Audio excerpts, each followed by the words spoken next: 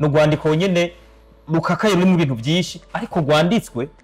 harimo amazina y'umwe mu bigeze kuba arimo indongozi zikomeye mu kino gihugu. Gaston ndi mwarubatse ko cyane sinzi ko rwandiko nawe narusomye byo mwijoro. Nta kintu mutangura kwibaza ko hari abantu ko barakoreshwa n'abandi mu ntumbero z'inyungu z'aba muri ico gihe urumva aciye mu kanya gato atangura gukritika akavuga yuko umenga nta gaciro ari karaha ingabo z'igihugu cacu ntivyumvikana. Ucubona yuko umenga ati siwe birashoboka yuko ari umuntu ariko aramukoreramo umuntu wese ashoboye kwihenda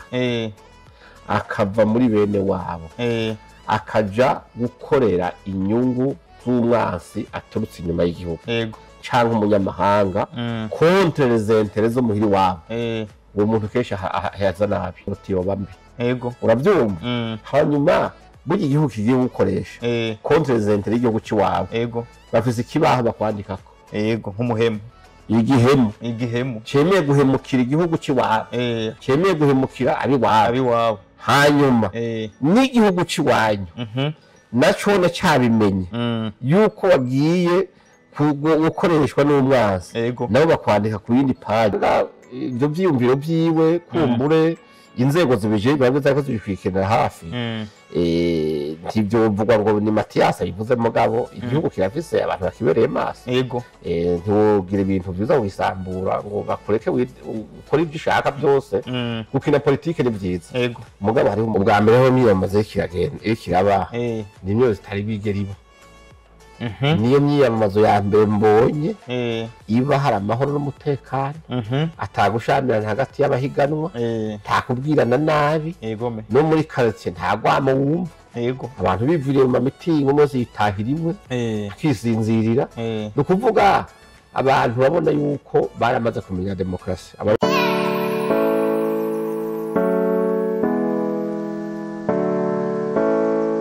Harakano nazindutse mbona uno munsi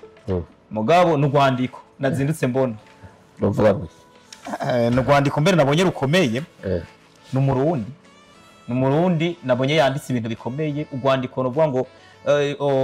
objet yavuga yuko ari lettre ouverte niba ntihenze n'urwandiko nyene rukakaye ruri mu bintu byinshi ariko rwanditswe harimo amazina y'umwe mu bigeze kuba arimo indongozi zikomeye mu kino gihugu.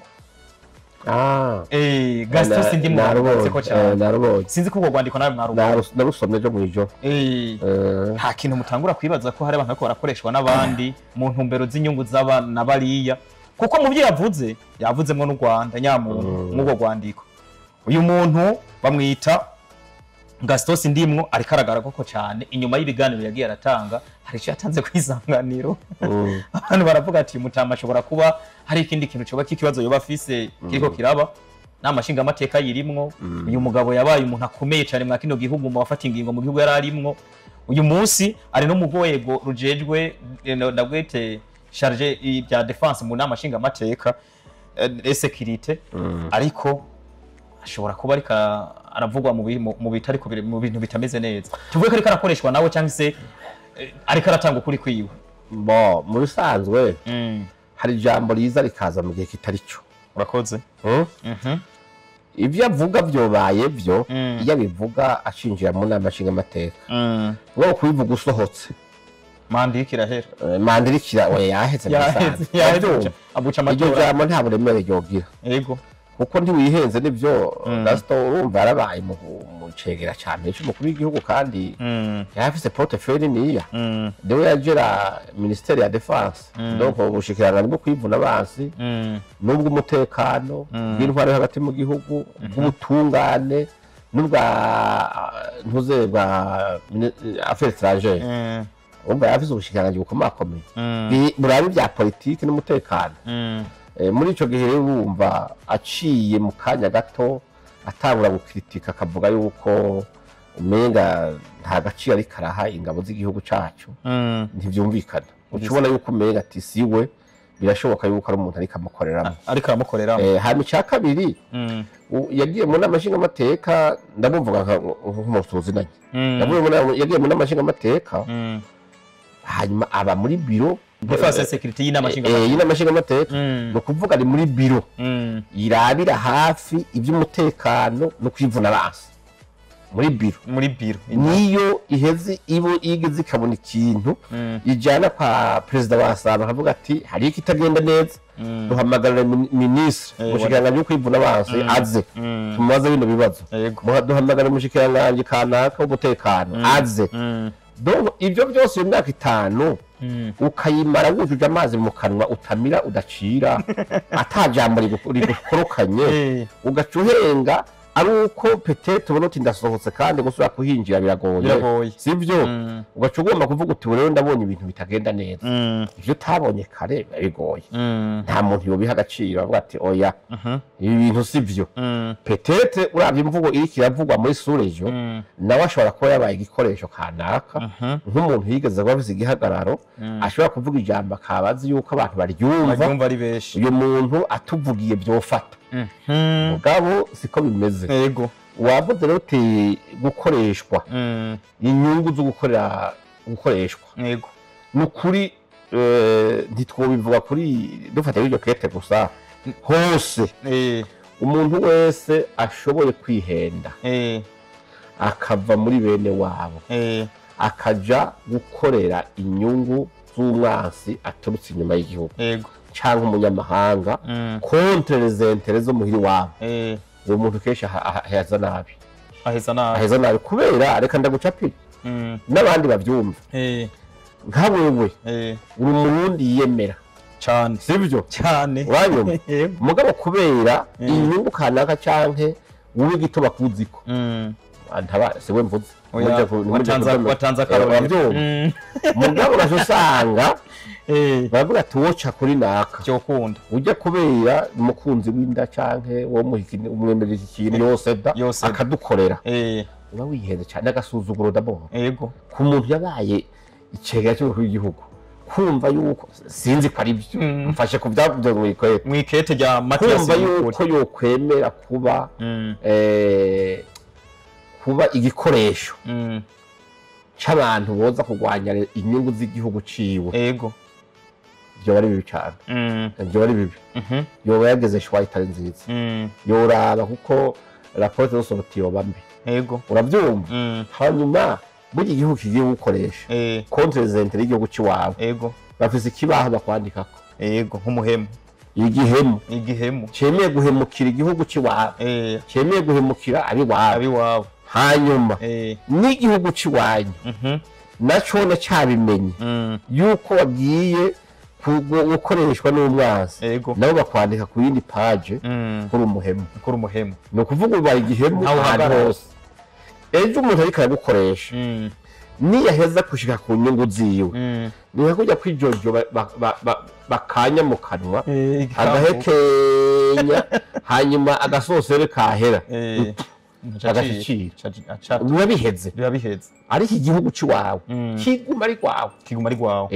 ari gwawe yego rero ikindi gukorera inyungu zo kuvuga ngo gukorera u Rwanda nico kimwe n'ibindi bihugu nivyo nako ndazigura nta nyungu nimwe irimwo uretse yuko ahubwo abo bagukoresheje mu gihe bamaze kubona yuko ico bagukoresheje giheze kugira ntuzomene amabanga nibo bakwica bakwaka ubuzima utarabivuga kuko ndaguha akarorero witwa Ntaganda Jambos ko Ntaganda ndamuzi uramwibuka rero bavuga yuko yakoreshwa n'u Rwanda ni bande bamutanze bagira ubu ntapfungiye hariya sivyo witwa Jire Mutebutsi uno muzi ari yapfuye yishwe nande uwitwa Rorankunda arihe ntiyuguraniye i Kigali ndiko ndaguhorera butobuto ni byiza uko wogira basi bose uko bangana niba kwanke bakuvuge nabi mugabo wankwe n'abazi nyene mugabo kwanke ni kuri kugwana intambara yo kugwana igihugu cawe vraiment abo bazo bemere bagombe bagusiga umwanda hose mugabo bavuga ati kijya gipfu ni intretable uvuze inyungu z'igihugu ciwe asohora amagrife yose bavuga ati kabisa mugabo najyana kubwire monana ntuzuhirahire ngo ugisumo byukuza ukegerwa n'umwasi bagukoresha ibintu biri contre les intérêts z'igihugu cy'iwanyu ibi Apotre mwari no kete rero wo bita niyo kuri Mathias yanditse ni kete ngo ryuguruye afisaba yuko afite ni kete wandikira umuntu mugabo ugaha uburenganzira abantu bose bakarisoma ni kete ryugure ku muntu wese mwene gihugu mu Burundi ndetse n'abanyamahanga yanavuze ati hakwiye ko inama nshinga amateka ikura ko icyo no kwita immunité ubudahangagwa kuri no mugabo Gaston Sindimwo hanyuma hakabaho icyo no kwita ubutungane bugatangura bugakora kuko ngo birateye isoni kumva umuntu ashobora guhangara urwego rw'igihugu nka Force de la Défense y'u Burundi yamukingiye ikingiye Burundi tino kubaca intege bira iherezo ryo birihe ese Mathias wewe ni muntu ki ninde kugira ngo ahangare umuntu reka tuvuge honorable wa Mathias umwene igihugu nabonye ari umwene igihugu umwene igihugu ashobora kuba afite byo kuvuga ati igihugu canje nicyotukwa ndakigwana nabi mugabo akaba atafise ubushobozi bukwiye yego bwo kwivuna ico kintu yumva kimubabaje cyane kugira ngo agikosore hamwe ati reka zero akababara kanje yego kugira ngo babijejwe baheze babirabe nimba ico babikora ko babikoreko ejo niyasanga ibyo byiyumviro byiwe kumbure inzego zibije bibazo zako zibikwikira hafi ntibyo mvuga ngo ni Mathias yivuze mugabo igihugu kirafise abantu bakibereye maso yego ntugira ibintu biza kubisambura ngo bakureke ukora ibyo ushaka byose gukina politike ni byiza yego mugabo hariho umurongo utarenga hariho umurongo ntarenga ugiye muri haye uburenganzira burengeye ubwo ufise hariho abaje kwambamba bakavuga ati oya mama gezaho urarengeje urugero harakurikiye iki kuri ibintu uri kuraraba nawe yibirabishije birabiye kure basi tabyo oya nta kure uko je ntabyo kurabira kure nabisomye ndavyegereye nta microscope ngenda gukoresha babisonye ugegereye ezo ndategereye nta microsisema kandi bijya n'uburenganzira bwa Mathias wari wese ashaka kuvuga ati je kiye kirambabaje ntubona ko bishobora guhabwa agaciro niyo nama nshinga amateka canke se n'inzego zibijejwe zigafata ingingo kuri honorable Gaston Sindimwo mu by'ukuri ntavyo namenye iyo ibyo ni biraba bagera babijejwe mu gihe ntavyo namenye mugabo gusa urumva umuntu wese wese nahatoba Gaston naje araba ntibikeneye yuko haba amalettre ouverte kuri we umuntu akikebuka hakiri kare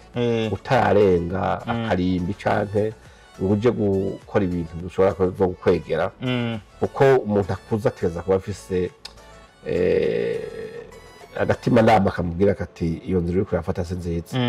rero ejo ntibazoguhende ngo uzopfe rwa rupfu rw'imibu umubu ugwa mu mashi y'uruhendo ugasanga abantu barakubwiye ngo ni sawa bakagukokeza ugakora ibitari byo kandi ejo bizo gukwegera wenyine burya umubu iyo bawukubise ugahusha bakawuhusha ushisimira ati nabwo ngiye izi zari impundu bariko baramvugiriza ugaca ugaruka ugwamwe rero ni byiza yuko abantu baraba basinzi mugabo kameme naravye amakomantere ko nabisaba muri groupe nini yagutse rero nabone ko gikete hariho groupe ndimwe nini irimo abanyepolitike batari benshi cyane niho ubona yuko ibintu bitariko biza mu nzira nziza oya bitakiriwe neza babitoye amanegurwa kandi nibyo nk'umuntu muzinanye impanuro ubona wo muha urengeje ko ibyo wavuze izo biziye sinoze muhera ngaho sinoze muhera kuri iyi kamera yanyu kamera mugabo uko biri kose hari n'icyo wavuze aza gukuramo bishobotse no murondera mugane bishobotse anyitavye no murondera kandi no muhimpanuro nziza Apotre reka mperaheze muri buno buryo iyo hageze kuvuga ku gihugu abantu benshi banga bagira ubwoba bakavuga bati uriya muntu ari muri politiki kandi ari umukizwa ari umwana w'Imana cyo kibazo murakire twarakiretse ahubwo je shaka kwigarukira uyu munsi abarundi twimirije amatora n'imyamamaza irikira regenda neza mu majambo make ndakita kadivere wewe nk'umuntu abikurikirana ari mu Burundi ubona gute n'imyamamaza irikira regenda gute ubwa mbere ho imyamamaza irikiragenda irikiraba nimyo zitari bigeribo niyo myiyamamazo ya mbere mbonye iba hari amahoro n'umutekano atagushamirana hagati y'abahiganwa takubwirana nabi no muri quartier ntagwamo wumva abantu bivuriye mu mitingo mose yitahira imwe akisinzirira nukuvuga abantu babona yuko baramaze kumenya demokrasi abarundi bamaze kumenya demokrasi muga dushimiye leta cyane yo yabanje kuduha amahoro n'umutekano kuko iyo hari ibintu bihungabanya umutekano kugira imyiyamamazo mu mahoro biragorana hanyuma ibi navyo amatora ingene ari karaba n'imyiyamamazo ingene kagenda abantu bose sese ni mugabo uzimije kamera cyo ugahura n'umuntu akavuga tubona hazotsinda nde bose baramubona n'amatora atamuntu azoza kuvuga ati banyivye amasanamu ibintu biri kumugaragara ubu turabibona rero ni vyiza yuko abantu bahiganwa mugabo akamenya yuko guhiganwa atari ntaka ngo urusheho mureko murahiganwa iyo hatsinze amahoro mureka abandanye iyo hatsinze umuntu ukabona niwe abantu bizeye ntukaje gusubira gutera imiti ya mibi ngo uvuye ngo hari ibintu nibi ntibagushimye ntibakugomwe reka rero ejo nibavuga bati naka niwe twashimye twahaye amajwi kandi nakubwiye n'abajya bahiganwa babona uzobatsinda uwo wa mugani rero ni vyiza yuko ejo amatora abe ayo umutekano nyene ntangere ari bananiza ibikorwa by'iterambere hanyuma abazotsinda bakaja mu namashinga amateka bakarongora imitumba abazorongora amakomine mashasha n'intara nshasha abantu babubahe hanyuma baje mu cerekezo c'iterambere turiko turajamwo ntagire witwaza ngo kuko atari jewe ngo byose ngo nibimeneke ntibikimeneka abarundi baraciye ubwenge rero ni vyiza yuko abantu twaje burya ndakubwira mugenzi hajya hagutura ime wotijana wota amafaranga sintaho yako kantu neza ni nko aho kutura ime wota amafaranga yego Potre uzikirundi cyinshi gutura imiwotijana uzanda kurondera n'inyiga twiyishi ko biri kose burya bakaba bumvise ukuri kuhari nuko nawe uri kurabibona ko imyamamaza iriko iragenda oya biraboneka naho senito kugira iraharura ngo wivunike turaza amajoro byaheze bazotumenyesha gusa ibitigiri mugabo sino ingene abantu bariko baraboneka kuri tele imyamamaza iragaragaza ko biragaragaza reka ndagushimire cyane we mukunzi wa Utamu Podcast ariko by'umwihariko ashimire Apotre ku biyago akomeje gutanga kuri twebwe no kuri mwebwe kugira ngo dushobore kubaka societe yacu y'u Burundi ndetse n'isi yose muri rusange Apotre nongere ndagushimire mu buryo bwiyaguye cyane kuko ufata umwanya muniniya kugira ngo utange ibyiyumviro kandi byubaka kuri kino gihugu cyacu ndetse n'imitima y'abantu Imana ibahezagira Imana nikomeze guhundagaza kimigisha rero amen ihundagaze kimigisha n'abagukurikirana n'abakunda ibikorwa byawe muri rusange amen urakoze cyane urakoze